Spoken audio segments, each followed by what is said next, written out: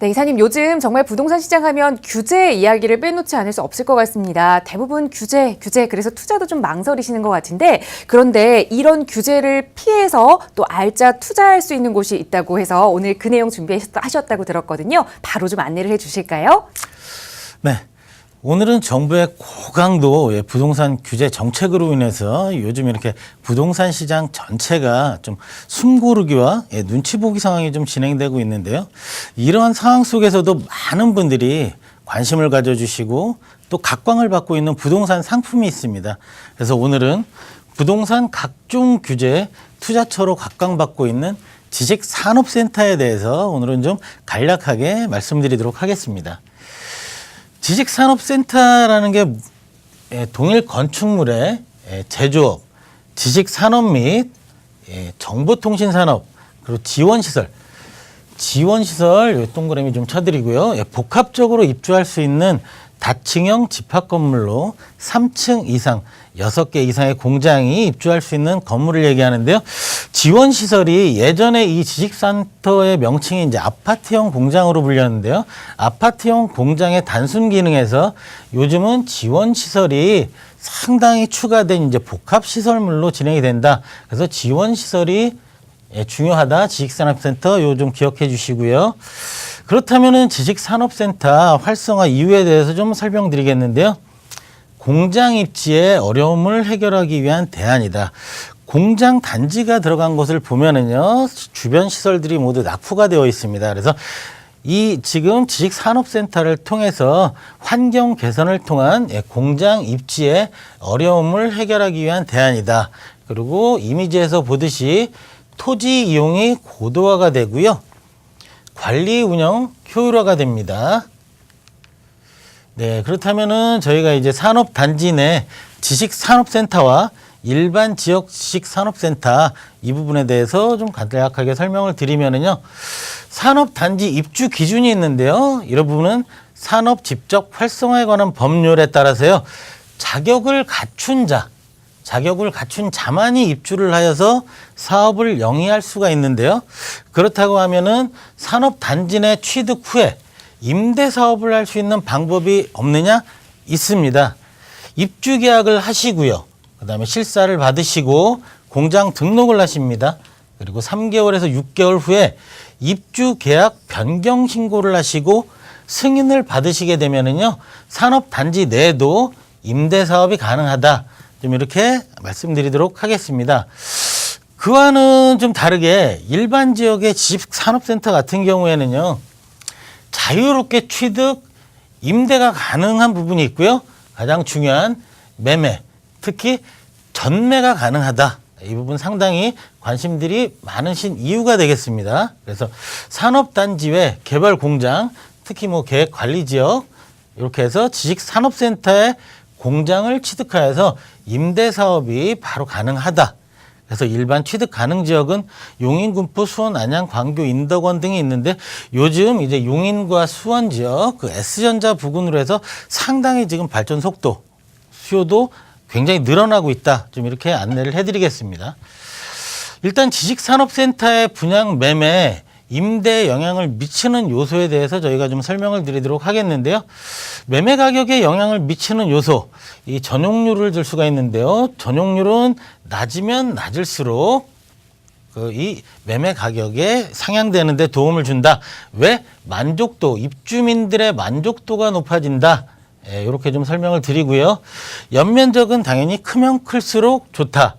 이 교통망이 어쩌면은 가장 중요한 부분인데요. 이런 광역교통망 체제를 갖추고 출퇴근이 편리하고 그리고 지식산업센터가 목적하는 최종 목적지에 얼마나 편리하게 갈 수 있는지 이런 교통망 가장 중요합니다.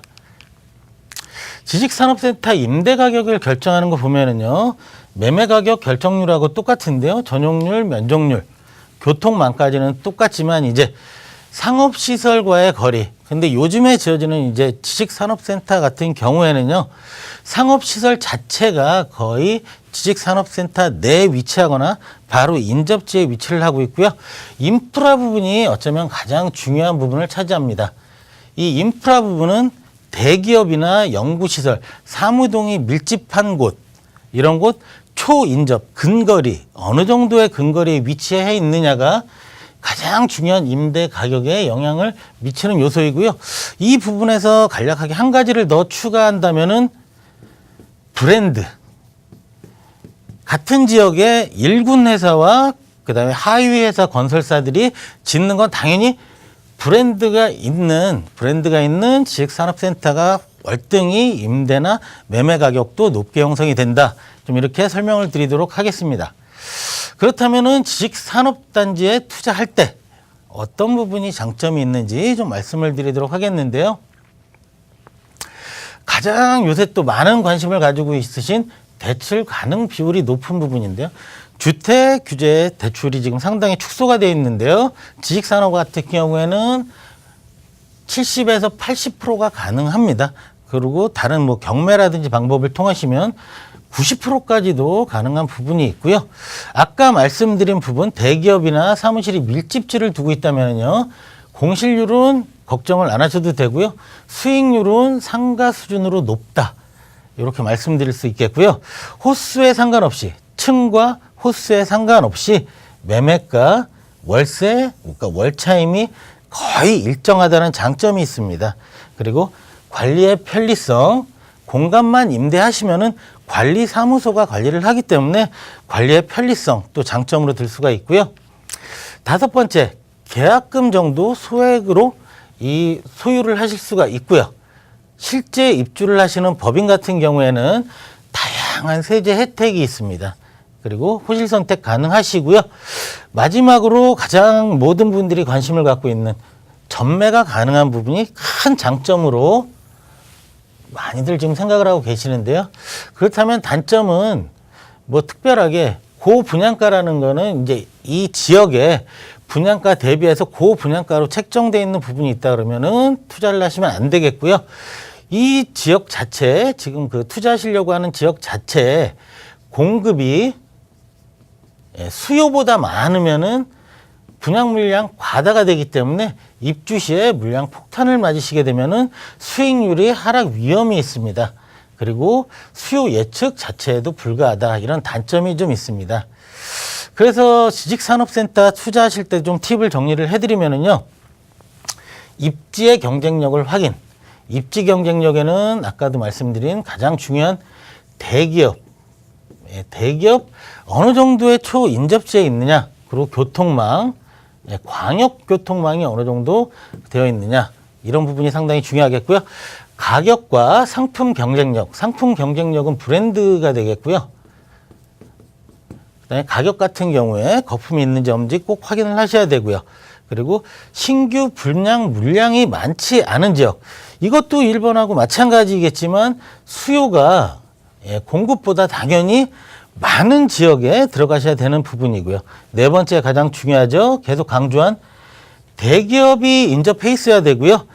사무시설과 연구시설이 밀집된 곳, 이런 곳에 투자하신다면 안전하게 투자를 하실 수가 있습니다. 그래서 지식산업센터 같은 경우에는요. 다양한 까지 혜택이 존재를 하고요. 정확한 분석이 좀 필요한 부분이 있기 때문에 지식센터 전문가와 꼭 상담을 하셔야 된다면, 상담을 하시게 된다면은 지식산업센터 투자 전망 상당히 밝다. 좀 이렇게 정리를 해드리도록 하겠습니다.